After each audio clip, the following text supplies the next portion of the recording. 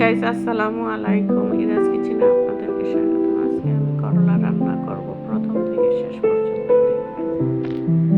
প্রথমে আমি করলাগুলো গোল করে কাটা, এগুলো হলুদ লবণ মাখিয়ে ম্যারিনেট করে নেব। এরপরে প্যানেতে পরিমাণ মতো তেল দিয়ে উল্টিয়ে পাল্টিয়ে ভেজে নেব। ভাজা হয়ে গেলে নামিয়ে নেব। নামানো শেষে প্যানে পরিমাণ মতো তেল পেঁয়াজ দিয়ে নেড়ে চেড়ে ব্রাউন কালার হয়ে গেলে আদা রসুন বাটা, বাদাম, কাঁচামরিচ বাটা, হলুদ মরিচের কষিয়ে নেব। কষানো পরে একটু লবণ দেব।